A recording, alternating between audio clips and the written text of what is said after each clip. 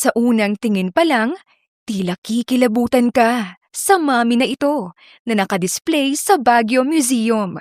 Pero sa maniwala ka at sa hindi, ito ay isa lamang estatwa at gawas sa karton. Ang obrang ito tawag pansin sa mga bumisita. Obra ito ng grupo ni Alicia mula sa University of Baguio High School. Binasa namin ang artwork namin sa mga kwento ng aming mga magulang tungkol sa aming mga ninuno. May mga kultura sa Cordillera na nakakalimutan na. Kaya pinili namin ang isang tradisyon na unti-unti nang nawawala ngayon. Pinag-aralan namin ang human anatomy or structure po ng katawan at kung ano po ang itsura nito pagkatapos mamatay. Ang kanilang obra, parte ng likhang karton exhibit sa museo. Dito tampok ang mga obrang gawa sa karton ng mga high school students mula sa mga pribado at pampublikong paaralan sa Baguio City. Entry rin ang mga ito ng mga estudyante sa likhang karton sculptural art and recycling contest. Nagsimula ito doon sa pagkakaroon ng maraming karton sa isang chocolate factory which is Mikasan Sweet Shop. And bilang part ng kanilang 31st anniversary celebration, meron silang mga advocacies related sa environmental advocacy.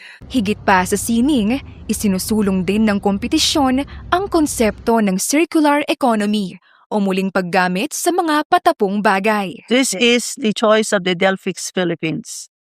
Other materials may not be able to do that. If it is plain paper or cardboard, hindi ma-achieve yung ganun na features.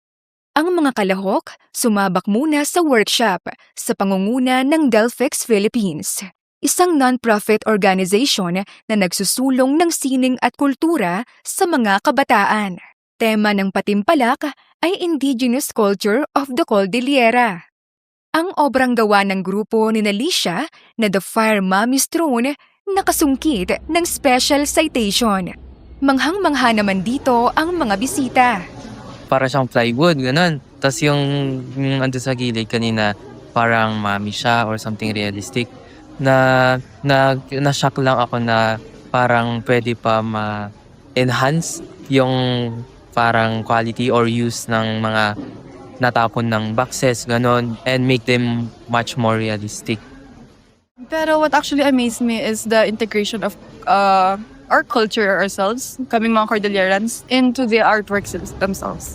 Imbis na mga places, yung mga puntahan nila, we can actually use junk or boxes, cartons for art.